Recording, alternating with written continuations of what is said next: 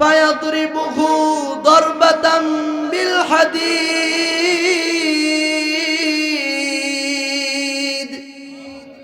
লোহার হাতুড়ি দিয়ে এত জোরে জোরে আঘাত করা হবে, মাথা চূর্ণ বিচূর্ণ হয়ে যাবে।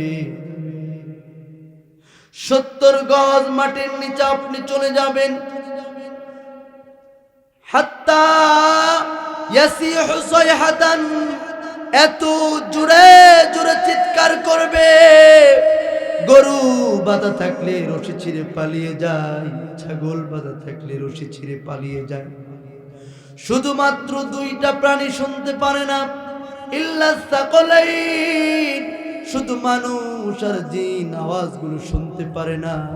আল্লাহর নবী বিশ্ব নবী বলেন, আল্লাহ তাদাফানু, ও সাহাবীরা, কবরের ভিতরে কি চলে? একটা দিন যদি তোমরা দেখতে পারতে, একটা বার যদি তোমরা দেখতে পারতে, তোমরা দাফন কেমনে করতে হয় সেইটাও ভুলে যাইতে, দাফন করাটাও তোমরা ভুলে যেতে। এই জন্য কবি চমৎকার করে বলেছেন, মুসলমান ভাইরা আমার, কবি বড় চমৎকার করে বলেছেন, মৃত্যু সামনে আসছে, মৃত্যুর জন্য প্রস্তুত হওয়ার দরকার আছে না নাই? মরণ থেকে পালাও তুমি, মরণ তোমায় লইবে ঘিরি, যদিও আকাশ পানে লাগাও হেতা, লুকিয়ে হেতাই লাগাও সিঁড়ি। এ মহারোগের ঔষধ নাই, চিকিৎসা নাই ধরাতে, কাদিয়া কাতর হইলে কি হবে, পারিবে না তারে ফিরাতে। কবি বড় চমৎকার করে বলেন, আল মাউতু কাসুন কুল্লু নাসিন শারিবুন, আল কবরু বাইতুন কুল্লু নাসিন দাখিলুন। মৃত্যু এমন একটা পাত্রের নাম, যেই পাত্র থেকে সবাইকে পান করতে হয়। কবর এমন একটা ঘরের নাম, যেই ঘরে সবাইকে প্রবেশ করতে হয়। আল্লাহর নবী বিশ্ব নবী ডাক দিয়ে বলেন, আন্নাসু ফিল কবরি কাল গরীক ফিল বাহর। বলুন আল্লাহু আকবার। কবর এমন হয়ে যাবে, কবরের মধ্যে মানুষ এতটাই অসহায় হয়ে পড়বে, মহাসমুদ্রের ভিতরে যদি কোনো একটা সাঁতার না জানা মানুষকে ফেলে দেওয়া হয়, ওই মানুষটা কেমন দিশেহারা হয়ে যাবে, কেমন অসহায় হয়ে পড়বে। এর চেয়েও বড় অসহায় কবরের মধ্যে হয়ে যাবে। মানুষ মারা যাওয়ার সঙ্গে সঙ্গে তার কিয়ামত শুরু হয়ে যাবে। কোথায় কার কবর হবে কেউ জানে না মুসলমান। এই জন্য মৃত্যুর জন্য প্রস্তুত হওয়ার দরকার আছে না নাই? কিয়ামতের ময়দানে আপনি মনে করছেন কিয়ামতের ময়দান খুব সহজ হবে, না না না।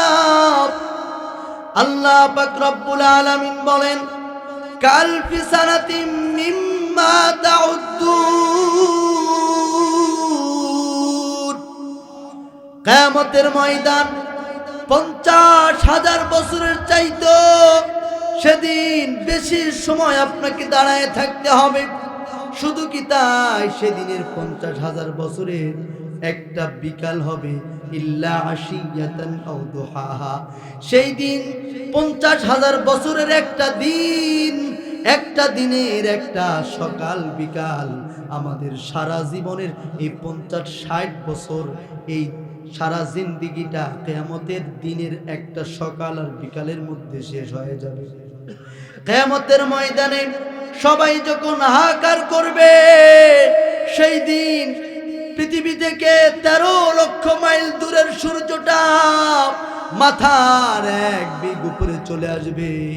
আল্লাহর নবী বিশ্ব নবী বলেন, কামিকদারি মিন,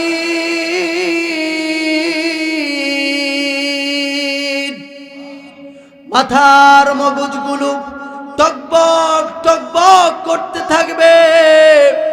সেই দিন এমন অবস্থা হয়ে যাবে, মাথার মগজগুলো নাকের ছিদ্র দিয়ে বেরিয়ে যাবে, কানের ছিদ্র দিয়ে বেরিয়ে যাবে মুসলমান, পেটের নাড়ি ভুঁড়ি গলে গলে পিছনের রাস্তা দিয়ে বেরিয়ে যাবে। আপনি যার কাছে ছুটে ছুটে যাবেন কেউ আপনার উপরে উপকারে আসবে না। সেই দিন মানুষের গুনাহগুলো ঘামের মতো হয়ে যাবে। কারো বাম হাতে আমলনামা আসবে, কারো ডান হাতে আসবে। যাদের বাম হাতে আমলনামা আসবে তাদের গুনাহগুলো ঘামের পরিণত হয়ে যাবে।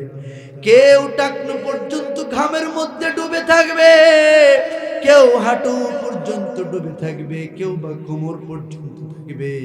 আল্লাহর নবী বিশ্ব নবী ইশারা করে বলেন কেউ বা চোখ পর্যন্ত ডুবে থাকবে। গুনার ঘামের মধ্যে হাবুডুবু খাইতে থাকবে। সেই দিন যত আপনি চিৎকার করেন চিল্লাচিল্লি করেন কেউ শুনবে না।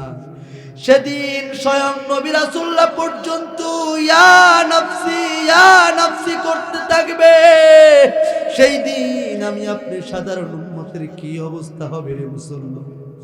আল্লাহর নবী বিশ্ব নবী কেবলমাত্র শুধুমাত্র তিনি মাকামে মাহমুদের মধ্যে সিজদায় পড়ে থাকবেন। আল্লাহকে ডাক দিয়ে বলবেন আল্লাহুম্মা উম্মতি,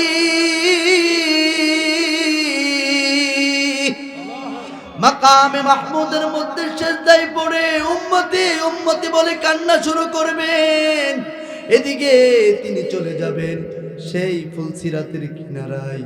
উম্মতরা কিভাবে ফুলসিরাত পার হবে সেখানে তিনি দাঁড়ায় থাকবেন উম্মতকে রিসিভ করার জন্য। আল্লাহর নবী বিশ্ব নবী বলেন ও আমার উম্মতেরা, আমি আমার ওখানে কোটি কোটি মানুষের মধ্যে আমার উম্মতদেরকে কিভাবে চিনব? আল্লাহর নবী বিশ্ব নবী বলেন গুররাম মুআজ্জালিনা মিনাল লুযু, বলুন আল্লাহু আকবার। আমার উম্মতেরা 5 ওয়াক্ত নামাজ আদায় করবে, আমার উম্মত ঠান্ডার মধ্যে ওযু করবে, ওযুর পানিগুলো যেই যেই জায়গায় লাগবে সেখান থেকে সেই দিন নূর বিচ্ছুরিত হতে থাকবে।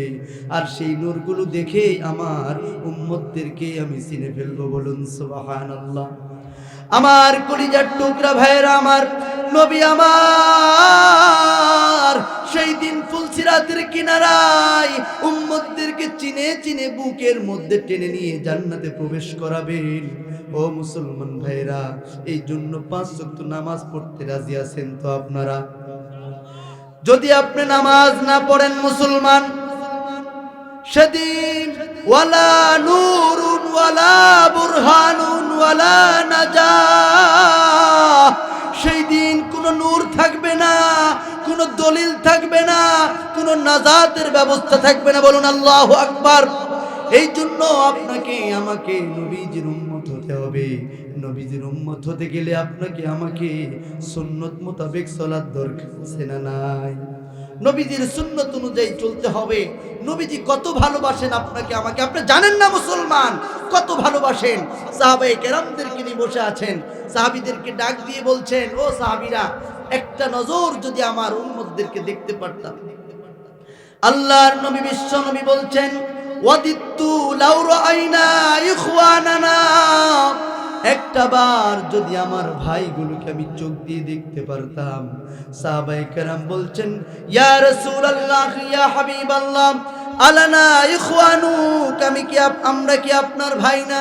সাহাবায়ে কেরাম যখন এই কথা বললেন, আল্লাহর নবী বলছেন বাল আনতুম আসহাবি, তোমরা তো আমার সাহাবী, আমার তো ভাই তারা যারা মান আমানা বি ওয়া লাম ইয়ারনি,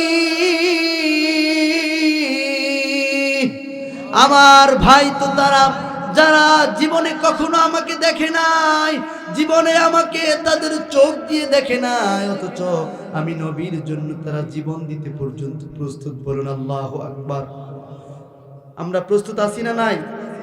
নবীজির সম্মানে যদি কোনো কুলাঙ্গার আঘাত করে আমরা প্রস্তুত আছি না নাই? কি হবে শেষ নবীজির উম্মত বলে দাবি করে যদি ওই কাদিয়ানীরা নবীর জিয়ার দখল করে, ঠিক না বেঠে? কি হবে শেষ নবীজির উম্মত বলে দাবি করে যদি ওই কাদিয়ানীরা নবীর জিয়ার দখল করে। নবীজির জন্য যদি রক্তের বহে নদী, নবীজির জন্য যদি রক্তের বহে নদী,